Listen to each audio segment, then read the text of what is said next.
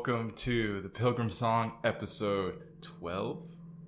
That's pretty exciting. I don't know. Every week is exciting here on the Pilgrim song. And now we have yet again coming back with Charlie to mix it up as always. So I'm very, very excited to be here with co-host. All right. So we're thankful to have you guys listening or watching, however you partake of it. I've been sorry about, particularly last week's upload. I was very late on that. I'm going to be working to get it out on time. Just a lot of busyness going on.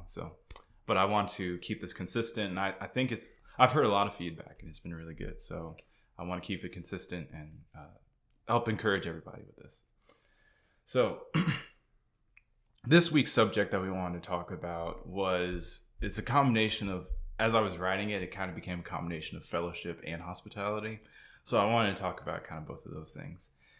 It's hard to believe we're in May of 2021. It's hard to believe that it's been over a year since COVID-19 has been a huge factor in our lives. I remember hearing about it in January or February, I was on Twitter, and it was like, there's this disease coming out of Wuhan, and I was like, oh, I'm not worried about that. And very quickly that changed all of our lives.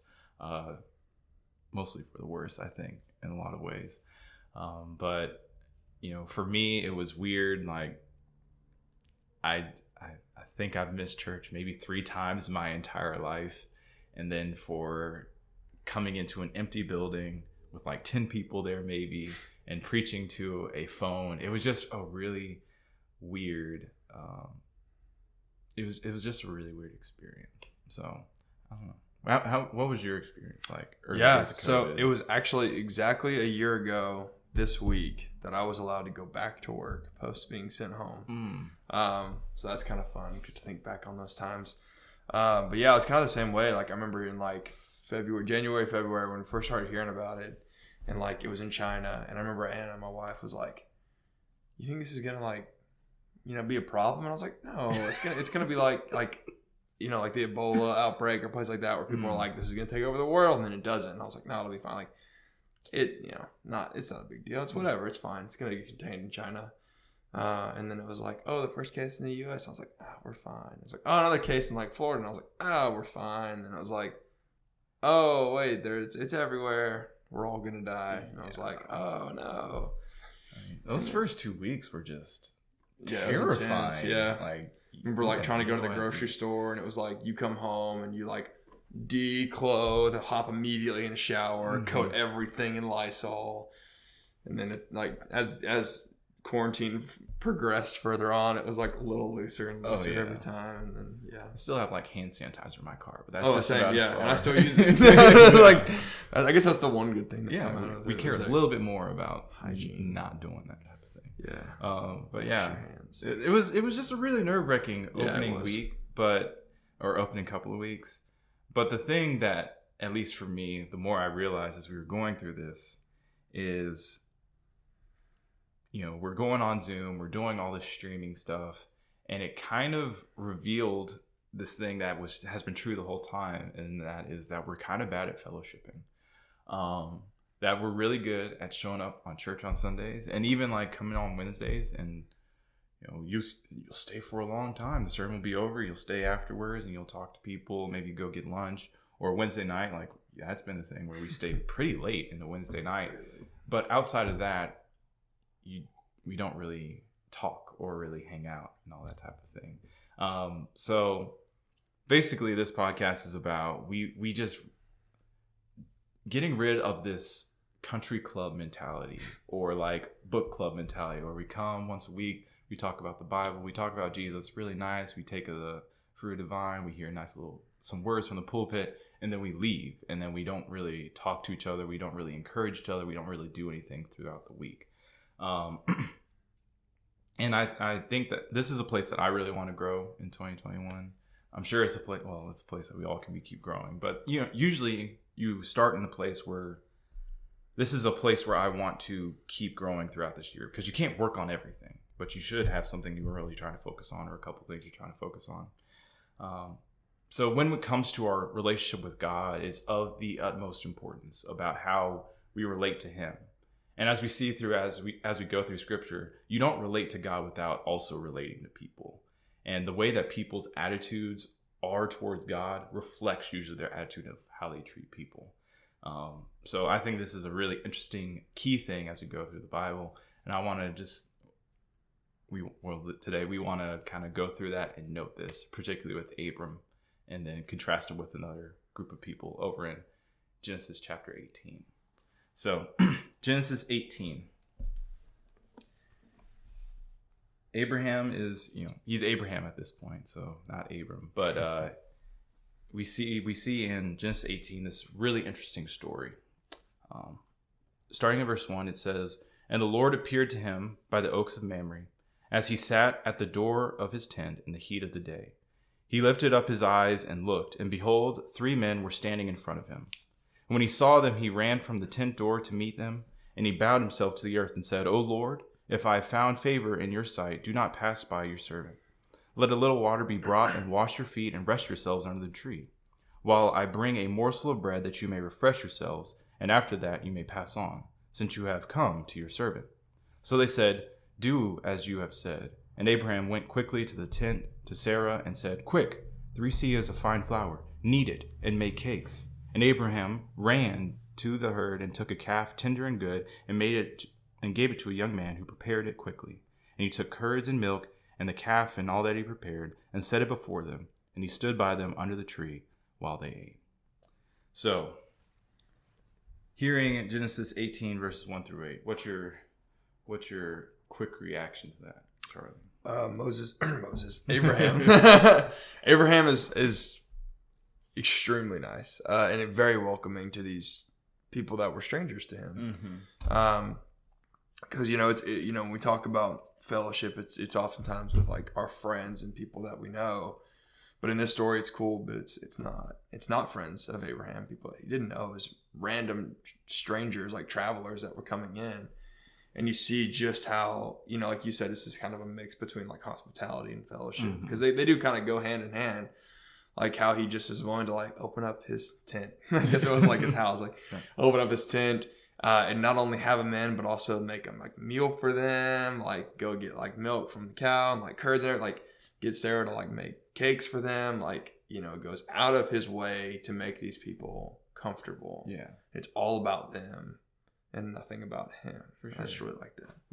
I think we have a culture of like hyper skepticism when it comes to people and strangers. So we're very much like, don't talk to strangers. Yeah, exactly. So you see these people coming down the street and it's like, I'm just going to close my tent. I'm going to go back in here and all this type of stuff.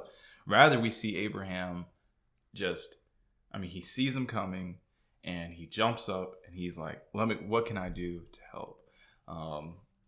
And I don't know the exact nomad standards of how good this meal was. Right. But in my mind, it's like someone shows up to your door and you order Red Lobster for them delivery and they get it dropped off at your house, because he goes and slays like a young animal that's going to be some of the best, most tender meat that you can have. So he goes out of his way, taking of things that he could provide for himself and his family, and rather gives it to these strangers. And the crazy thing about the story is that it's literally 2 angels and God. He doesn't know that. This is the way he treats people in general. So I think there's a lot to learn from Abraham in this story. Firstly, Abraham's relationship with God as he goes through his life is kind of this up and down pattern. I saw an atheist reading through, he was reading through the Bible, or reading through Genesis in particular. And he got to the story of Sarai and Hagar and Abraham. And he's like, this is who Christians hold up? Like, this guy is terrible. And it's like, that's kind of the point, is that Abraham isn't a great guy, not all the time. And it's based upon God's mercy that, we see him grow to the point of, it's as we go through his story, he has these up and downs, and then he comes to the ultimate story of him about to sacrifice Isaac, because that's how much his faith had been built. That's how much he trusted in God at this point. But through his life, he doesn't trust in him very much. But as we do see, Abraham's faith is growing, and we see that his relationship with God is so strong that when other people come, this is his automatic reaction, that he wants to help them, he wants to serve them. So I think that's just really powerful for us, because the intentions of how we view God, they directly correlate to how we treat people. If we truly view people as made in the image of God, if we truly view our church family as our family, then we should treat them accordingly with that. So, yeah. Anything else you see out of chapter 18, these first 8 verses? No, nothing really. I mean, the other thing, too, is just like a common excuse for people not wanting to have people in their homes. And it's like, well, my house isn't big enough. My house isn't nice enough. And I'm just like, Abraham was in a tent. I mean, Abraham was very wealthy. Sure. We know that. Like, it was probably the nicest tent that you could find around, but still, it was a tent, and it was probably hot and uncomfortable. Yeah. And yet that did not stop him from having these travelers into his tent. Yeah. So for sure. Just a little 18:1 says like it was during the heat of the day. So this would not be a comfortable thing for him to do. And he even finds a little tree for them to go and sit under. So it's a very nice gesture. And hospitality, the direct definition isn't just like having people over for a potluck. Yeah. It's love of strangers. And how do you love strangers? But you love God first. And then you see these are people who need my help, or these are people who need encouragement, or all that type of thing. Here's how I can do that. So we've talked about in this podcast already, the older podcasts about giving and stuff like that. So this plays into that a little bit about how we give to people that we don't know. But when we have this respect for God, just as Abraham did, it's going to directly reflect on how our relationships go with other people. So we're going to reflect on that a little bit as we come back, because we have one of the more heartbreaking stories in the Bible that goes in complete contrast to how Abraham lived his life. So we'll be right back.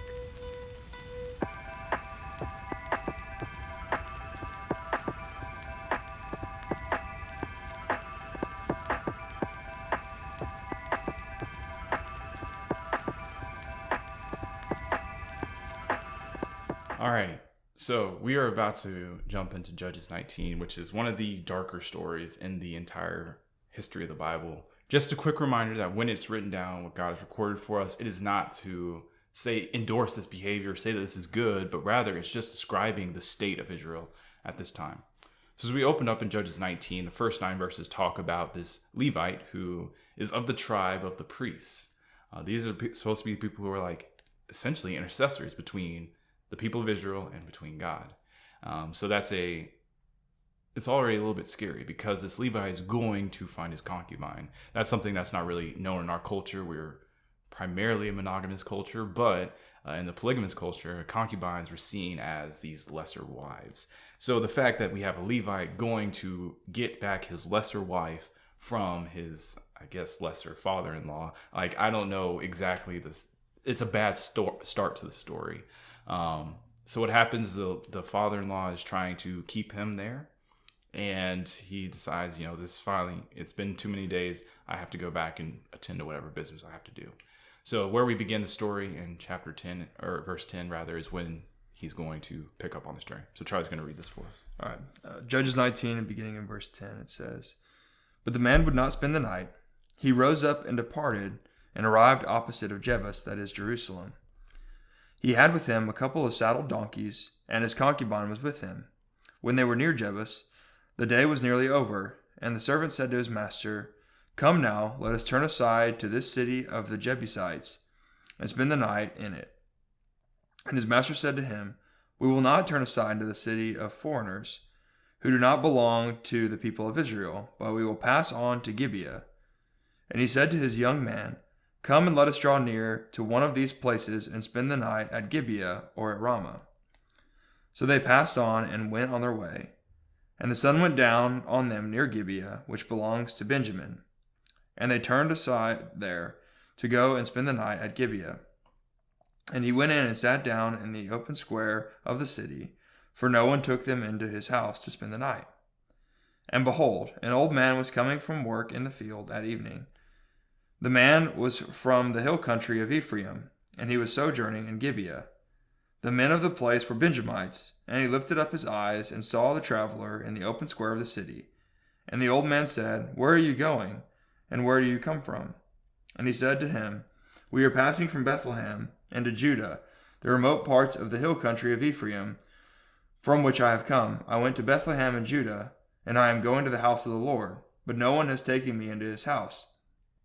We have straw and feed for our donkeys, with bread and wine for me and your female servant, and the young man with your servants. There is no lack of anything. And the old man said, Peace be to you, I will care for all your wants, only do not spend the night in the square. So he brought him into his house, and gave the donkeys feed, and they washed their feet, ate and drank. As they were making their hearts merry, behold, the men of the city, worthless fellows, surrounded the house, beating on the door. And they said to the old man, the master of the house, Bring out the man who came into your house, that we may know him. And the man, the master of the house, went out to them and said to them, No, my brothers, do not act so wickedly, since this man has come into my house. Do not do this vile thing. Behold, here my virgin daughter and his concubine. Let me bring him out now, violate them, and do with them what seems good to you. But against this man, do not do this outrageous thing. But the men would not listen to him. So the man seized his concubine and made her go to them. And they knew her and abused her all night until the morning. And as the dawn began to break, they let her go. And as the morning appeared, the woman came and fell down at the door of the man's house, where the master was, until it was light. And her master rose up in the morning. And when he opened the doors of the house, he went out to go on his way. And behold, there was his concubine, lying at the door of the house, with her hands on the threshold. He said to her, Get up, let us be going. But there was no answer. Then he put her on the donkey, and the man rose up and went away to his home. And when he entered his house, he took a knife, and taking hold of his concubine, he divided her limb by limb into 12 pieces, and sent her throughout all the territory of Israel.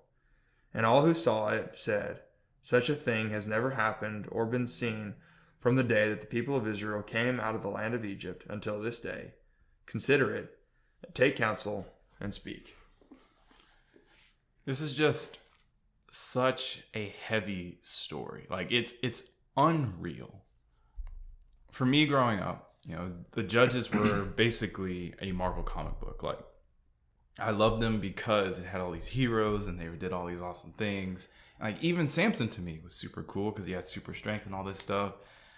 The more I've read them growing up, the more disastrous they look. And I think that's the point of the Judges, to see how far Israel had come from this point of being God's people, entering this land, and now they're degraded to just this awful, terrible story.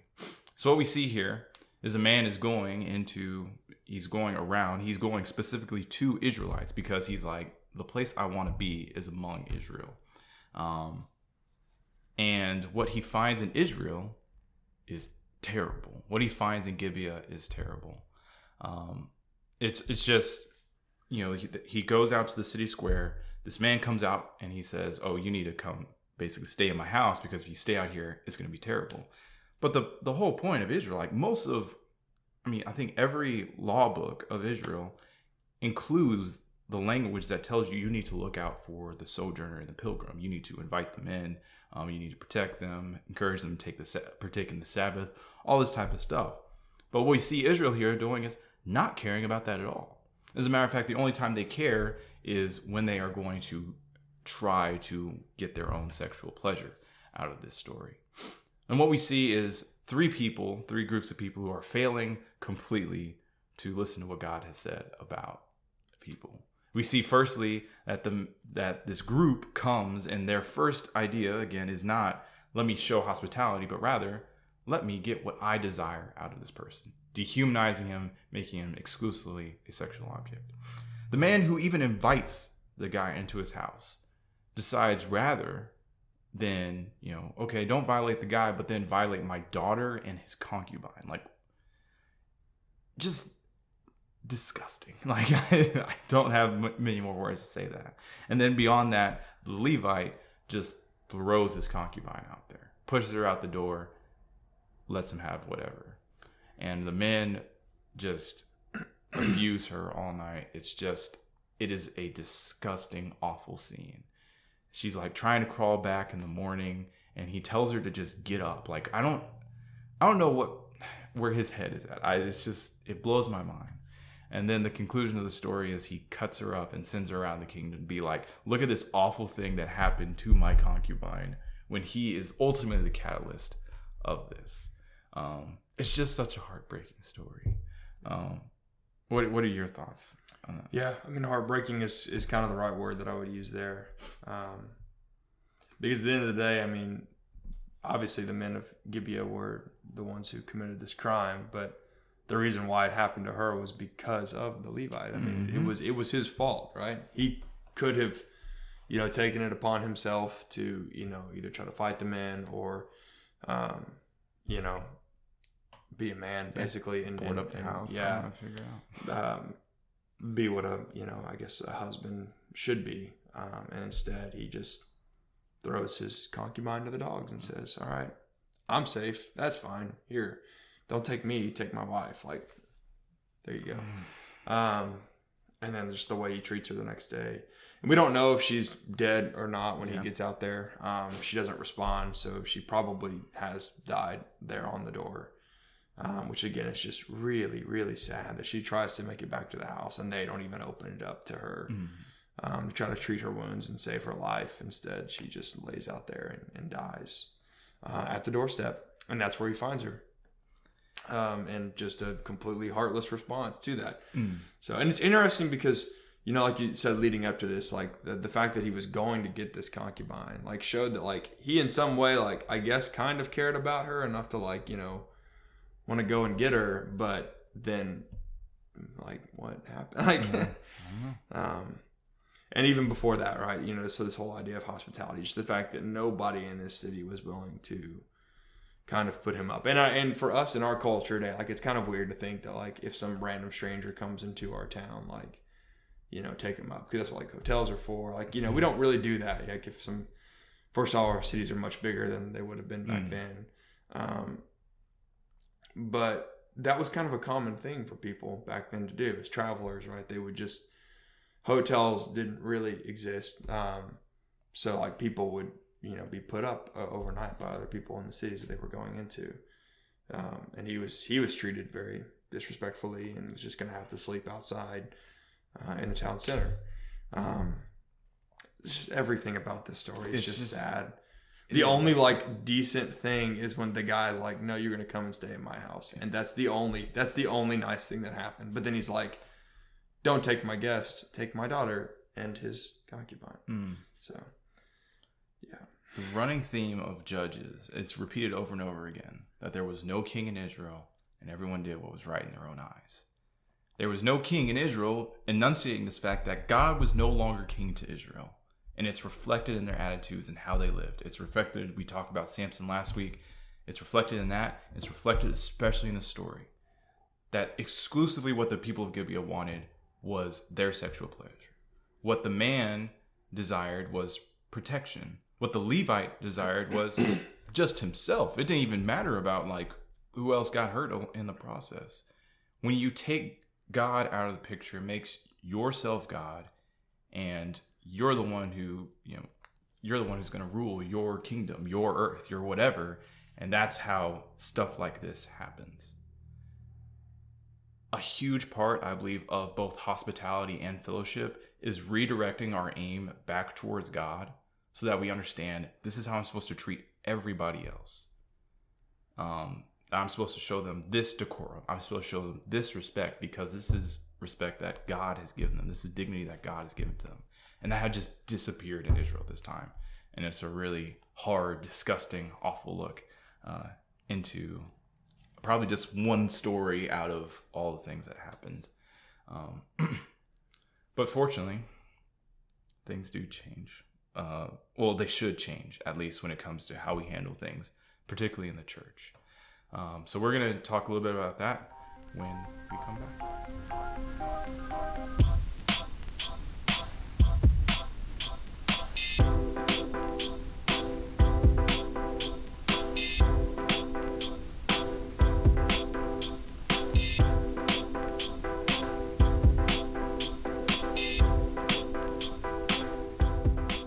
So I want to make it really clear that Charlie and I are not trying to compare the modern church to Gibeah and the actions that took place there.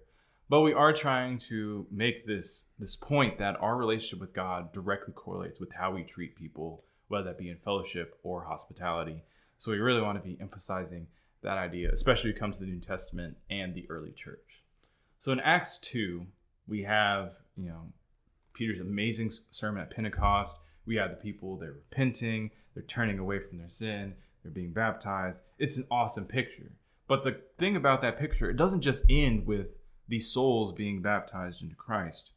As a matter of fact, so after the 3,000 that are baptized in verse 41, it goes into verse 42, and it says, "And they devoted themselves to the apostles' teaching, and the fellowship, and to the breaking of bread and the prayers. And awe came upon every soul, and many wonders and signs were being done through the apostles.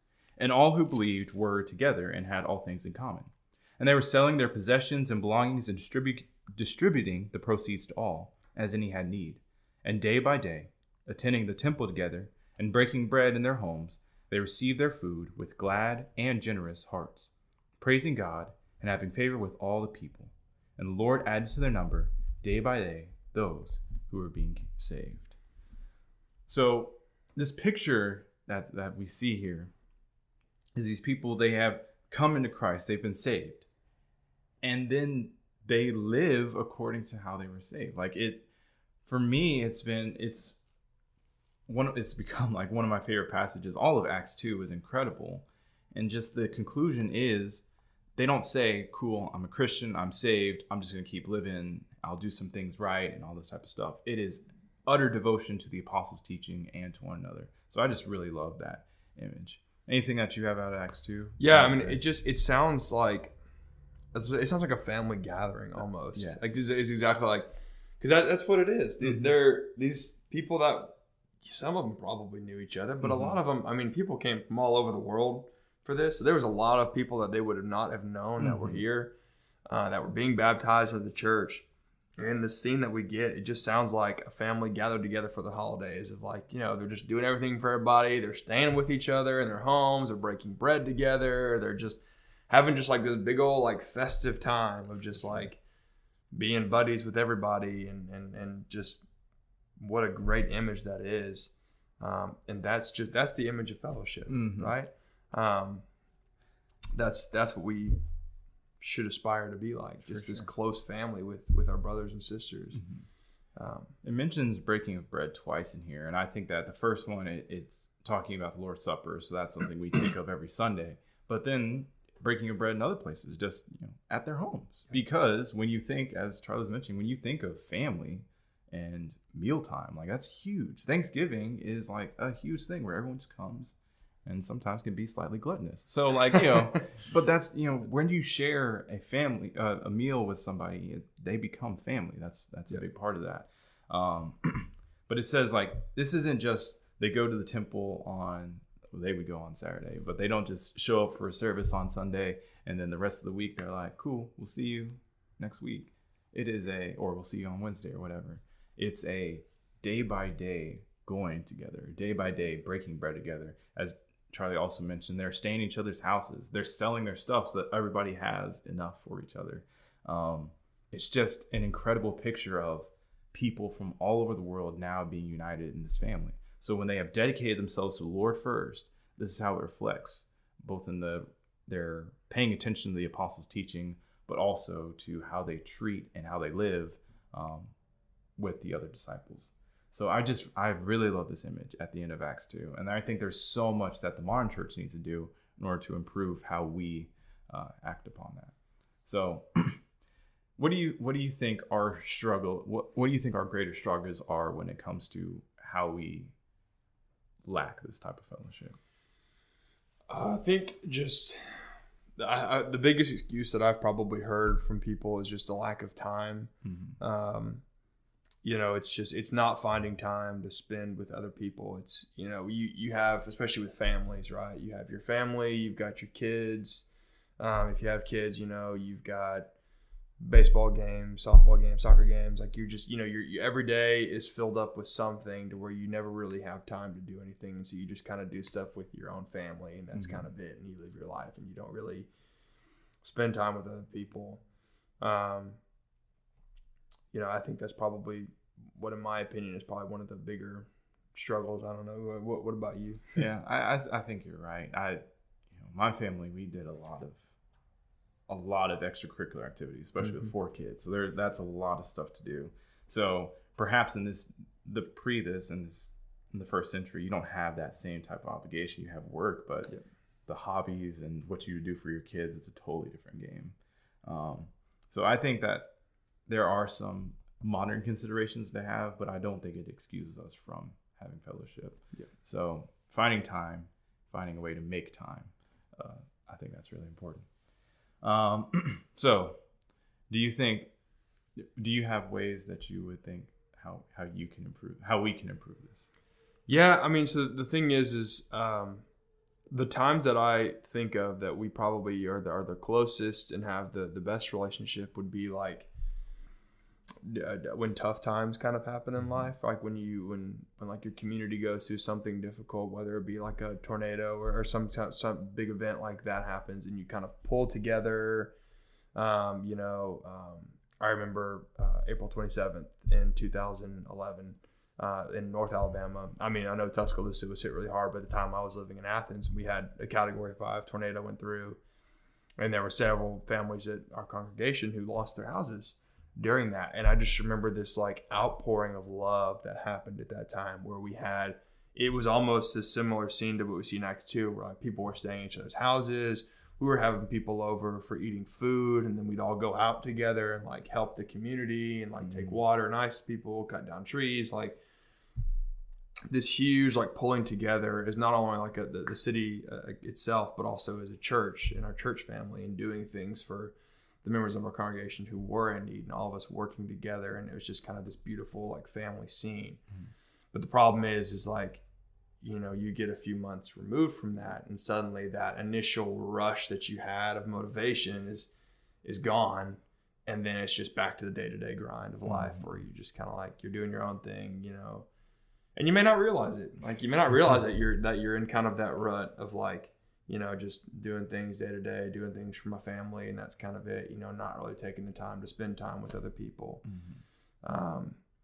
But I mean, I think I think the place we can start, a good starting point would be after services. I think is a good one. Like you were talking about, that's probably the easiest time that we do. But even then, I would say that we're still probably not as good as we should be. And I am very guilty of this, by the way. Like, I am not saying this like I do a great job at fellowshipping. No, I do a terrible job. I'm very much like, the services are over, like, all right, going home, got like work to do or homework or something. Like I've got other priorities on my mind. Like I don't take the time to just spend time with others, but it could be just something as simple as like Sunday morning after services, you go to lunch with somebody, or you invite somebody to go to lunch, and you go out to eat with people. You've got to start by building that initial relationship. Not just with your comfort zone people, your people that already are your friends, but with people who maybe you don't talk to as much. Maybe there's a new family at church, or maybe there's a not so new family, but someone who moved there in like the last year that you've never really gotten to know. Right? It's a great time to take the opportunity to be like, hey, we're going out to lunch. Would you like to go with us? Like, and just to get to know them. I think would be a good starting point. I think we should expand beyond that. Yeah. But I think that's a good place to start. I think that's a really good idea. And like even just swapping out where you sit on Sundays. Yeah. Because like, it's a kind of a... Oh man, it's reserved seats. Yeah, exactly. That's kind of the attitude. It's like, this is my spot. And it's like, well, if we all just kind of moved around and rotated a little bit, did some migration, we'd get to know each other a little bit better. And when a visitor comes and sits in our spot, we'd probably be a little bit less jerky about it. That's tough. So. That's a tough one. But yeah, I think we're just, as humans, we want patterns, we want consistency. Yeah. So I understand that, but I think that would be helpful. But yeah, fellowship is just, it goes beyond what we do on Sundays. So starting a relationship with someone at the church building is excellent. The fact that we have the opportunity afterwards is just talk about things we could talk about. If perhaps the preacher, in my case, that's me. If I do a really bad job, you can talk about how bad of a job I do. Like you just unite over that type of thing. Yeah. But I think particularly for us after COVID, probably coming back to church after that time, those were some of the best church experiences I've had. Yeah. I remember like I posted about it last year on Facebook and just popped in my memories this week about how much I missed the congregation coming together and singing. And it was awesome. Probably like, just in the grand scheme of things, probably it was like, it wasn't a choir scale or anything, but the fact that we were there together, we were praising God together, it made it incredible. Yeah. I remember the first time we came together, so what we were doing was as soon as we said amen, the church was closed, like we all went outside. Mm-hmm. And I just remember standing around like in the parking lot after services for like an hour, just catching up with people and seeing like, oh, what you been up to? What'd you do during quarantine? Like, it was so great. Yeah, like that again is that initial rush of like this new thing. We're back together and we're gonna pull together and be close. Mm-hmm. Yeah, sorry, I interrupted. No, I think you're absolutely right, and we just have to. I know that feeling doesn't last. I know that eventually people get annoying and they get frustrating. But the reality is we're called to not always just rely on our feelings. This is. Even though I don't want to fellowship sometimes, I'm still called on to. Yeah. I'm called on to serve. So I think that it's important that even when that feeling passes, we stay diligent about it. Yeah. I mean, fellowship is something that there's a reason why it's talked about in the Bible, because it's extremely important. Trying to go through life alone, just you, yourself, or you and your family. I mean, I would say that that's, if not impossible, very close to it, to not have any relationship with anybody to lean on, no friends to talk to. One of the best things that we have as a church is not only our relationship with God, which is important, and the fact that we can lean on Him, and that's a huge blessing. But another blessing that's almost as good as that is the fact that we can lean on each other as our community, as our family. We're literally a family together. That's why we call each other brothers and sisters. It's because that's what we are, even though we don't necessarily treat each other in that way all the time. But that's a huge thing, a huge advantage that we should have, that we should take advantage of, that can help us get through life together. Because it's in those times when you sit down and talk to people, when you truly open up to people and have conversations about what's going on. It's not only the, hey, how you doing this morning? Oh, I'm doing good. How are you doing? Oh, good. Okay. Yeah, it's good to see you. Like, take it easy. It's when you actually start spending more time, it's the, how are you doing today? Well, here's how I'm really doing, right? I'm struggling with this. I'm having a difficult time. I'm really stressed out, right? I've got these problems in my life right now, and I just don't know what to do. Those most people don't just throw that out right off the bat. Some people do, and that's cool, but most people don't. But you're not going to have that relationship where you can lean on each other if you don't spend time with other people, if you don't have that fellowship with other people. I'm really glad you brought that up. That's such a symptom of the problem that you go into church and your idea is, let me put on a mask and let me not be honest when people ask me, how are you doing? And it's like, my grandma died the other weekend, but I'm going to say, I'm good. I'm doing okay. I'm doing fine. Can't complain. Yeah, exactly. So, I think there's a difference between, you could say I'm blessed, but you can be blessed and struggling too. Like there's reality to that. So as you were mentioning, just being really vulnerable with people. I think it comes twofold, that we need to be more vulnerable and we also need to be less judgmental. Because if someone comes to us and we say, and they're talking about, I'm struggling with this sin, I'd appreciate your prayers, I appreciate you checking up with me. Yep. And our first reaction is, look at this dirty sinner. Like what kind of attitude is that? Like, who struggles with that? Who struggles with that? And like, you're disgusting or whatever. So when we need to be vulnerable, but we also need to be like, when someone comes to us, especially if they're like, I'm struggling with this, can you help me? Can you stay with me? That type of thing. Like, absolutely. Like, let me help you. Let me do whatever I can to encourage you and strengthen you. And people have really associated church culture with just judgment. Yeah. And I think that that's partially our fault. Yeah, it's a fair judgment to make that we're judging people. Yeah. So it's something we need to work on, that we all struggle. And looking down on someone else's struggle, it does nothing but destroy that person. And it could cause them to leave the church. It could cause them to leave God. So we have to take it very seriously about our responsibility and being vulnerable and, not being overly judgmental. Yeah. I think that there is definitely room for proper judgment. That there's a podcast idea. Proper judgment. Next week. But we need to take it very seriously about how we approach this. And that, but again, those walls only come down with people that you typically have a close relationship. People, you got to trust someone to be able to like open up to them about things that are going on, right? If the trust isn't there, then they're not going to do it, right? And it kind of goes like you're saying, like with judging, like if you're judging people, they're not going to trust you, therefore they're not going to open up to you. But the only way you're going to build that trust is you got to build that relationship. And the way you build a relationship, spend time with each other. You can't build a relationship online. You can't build a relationship through just, texting or that kind of thing. You got face-to-face, spending time with other people, getting to know other people, having conversations with them. Build that friendship, build that family relationship that we're supposed to have. And that's fellowship. That's what we're supposed to do. Yeah, it's great. It's a great thing. Yeah, I mean, coming together and doing Bible study is awesome. Yeah. Like, you should do that. But there's also something that's helpful with you just go and just talk and maybe have some food, break bread like the always other good. ones. Yeah. So just going out of your way, finding opportunities to serve. Again, we both acknowledge that there's a lot of things that make our culture so busy and our time fills up a lot. But you can make some time where I'm going to spare this hour or hour and a half, and every week or whatever, I'm going to have somebody over.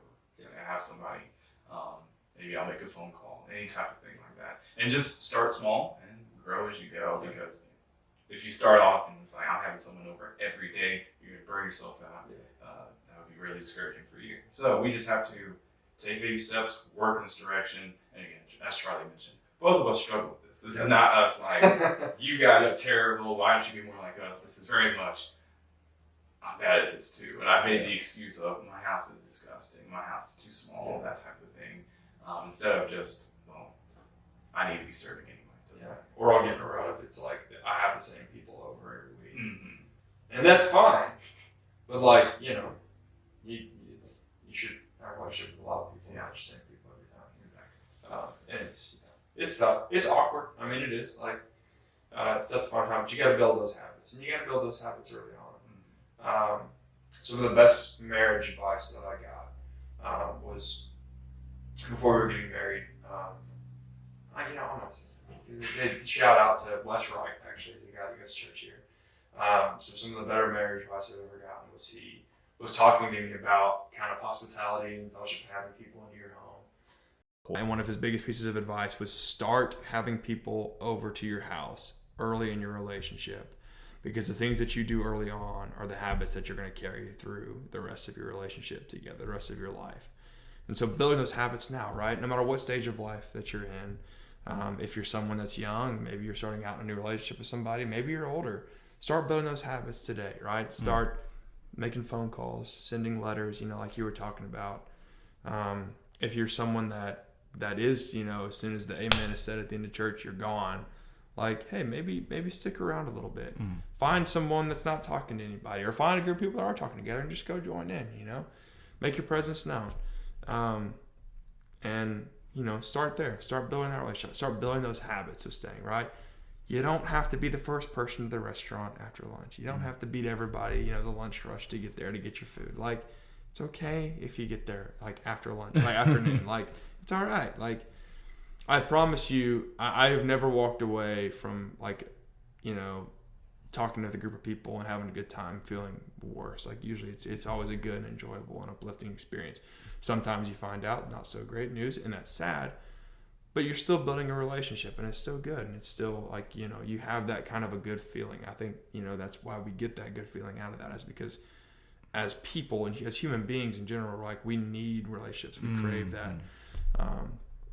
And so, that's a part of our creation, is being relational beings. We were created to have a relationship with God, and that also means having a relationship with one another. So, I think that was really good advice. Don't run out as soon as it happens. And when someone comes up to you, walks up to your conversation, try your best to involve them. You may not know them, get to know them, and do that thing. So there's all of fellowship requires a give and a take. It requires a vulnerability, but not judgment. And when people come up, that also means you need to invite them in.